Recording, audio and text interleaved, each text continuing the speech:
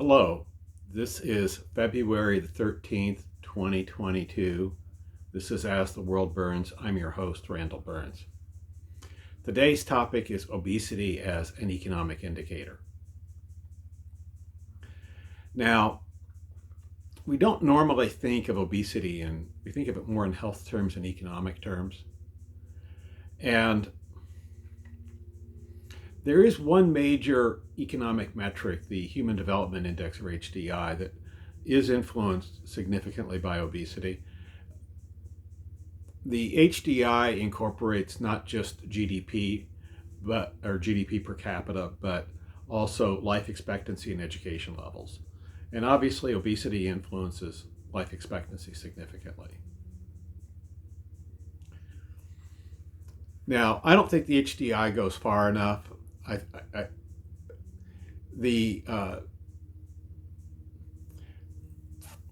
It doesn't, more than life expectancy, we also really want to look at things like independent living years or health span. And it doesn't adjust for crime and corruption, for example. And it doesn't adjust for prices that are regulated and kind of bogus. Like, for example, a doctor in the United States earns quite a bit more than a similar doctor in the UK, and that there's no adjustment for that type of thing in the HDI. But it is a figure that we can get for a variety of countries. Now, we have figures on healthcare costs. The direct healthcare costs of obesity are on the order of like $200 billion a year in the United States. Over 20% of healthcare costs are related to obesity in the United States. But there's also some links that I found that add other costs, lost productivity, things like that, and that ups it quite a bit. But beyond that, and then we do know that, for example, it reduces life expectancy by about a year. But on top of that, there's a lot of subsidiary costs, and I've linked to a research, an article that describes some of those additional costs that are looked at in conventional research. Now, all of this still doesn't really tell you the whole picture. Okay, it doesn't add in things like demoralization and mental health issues that are associated with obesity. And the other thing that is, I think, pretty important, okay, is these costs they're not something, say, like where you pay something and get something back. It's more like a tax. And we know from economic theory that, like, say, a 1% tax cost you about 2.5–3% of GDP. That's just the current economic theory on that issue. And so this is something closer to this. Now, I also linked a New York Times article that basically in the last 3 decades, no country has reversed its obesity level or decreased its obesity level. No developed country. This is a pretty intractable problem. Now, we do have some examples that are better than others, notably France, Italy, and Switzerland. They are the least bad developed countries in terms of their obesity rate increase. And so they do give us an important model on this. Now, this relates, one of the other figures that's important, only about 5% of people that ever have an obesity diagnosis ever actually lose it. And a lot of people have this kind of image that this is an easy problem to solve. Now, I have personal experience in that level. I used to be 100 pounds heavier than I am now. Now, I found the advice of conventional doctors pretty much useless. I'm not trying to be mean or rude, but that was my experience with it.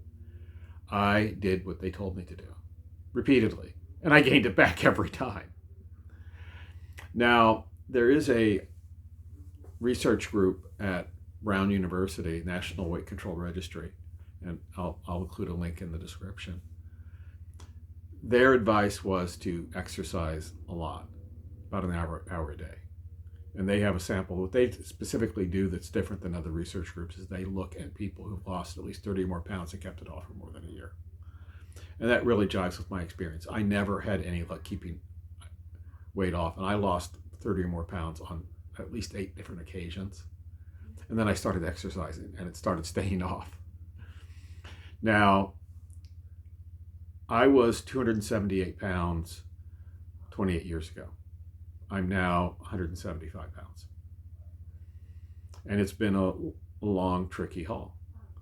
I had better luck with carb-limited diets. I don't think that would be necessarily true of everyone, but it was true in my case. I think there is some genetic variation on that. I think some people are carbohydrate sensitive. I mean, tendency towards type 2 diabetes is essentially a carb sensitivity. And that tends to be genetically associated. Tendency to type 2 diabetes tends to be associated, for example, with families with a high rate of alcohol use disorders, which is also true of my extended family. I have quite a few relatives that have alcohol disorders. I stay away from it. And that was something that in my case was important to do for this. Staying away from sweets was also very important. It isn't so much the calories in sweets, but it's the appetite stimulation that you get thereafter. I could not regulate my appetite on a day-by-day basis while I was eating any significant amount of sugar. And that makes a lot of conventional foods really difficult to eat. And that's along with the exercise. And I think we may, for example, as a society, have to reconsider, for example, automobiles as our main form of transportation. When you factor in the obesity increase that comes from a car-intensive society, they may not be truly economical. And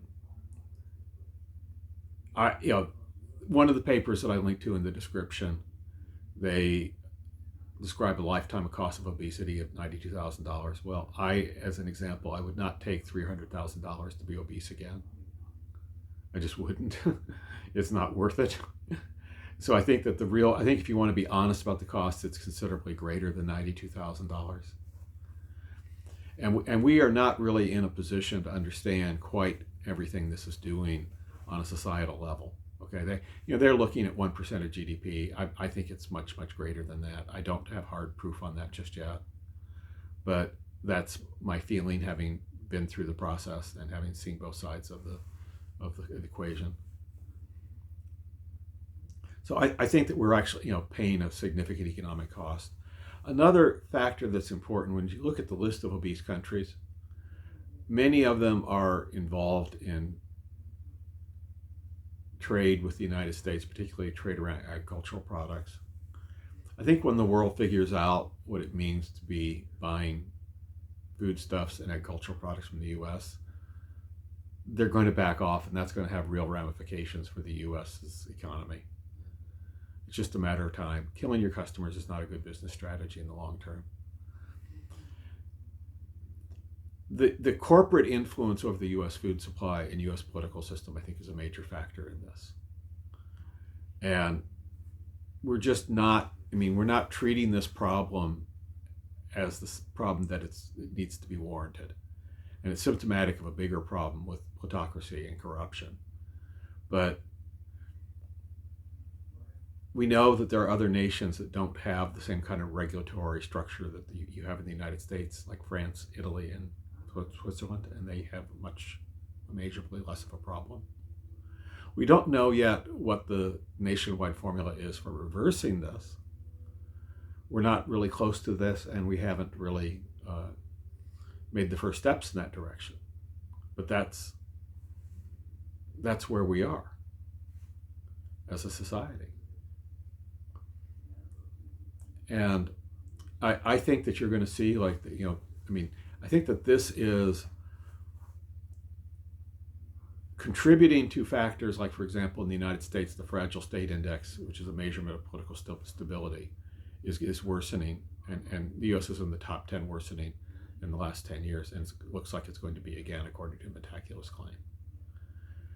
And so this is a real trend that shows no obvious sign of reversal or mitigation.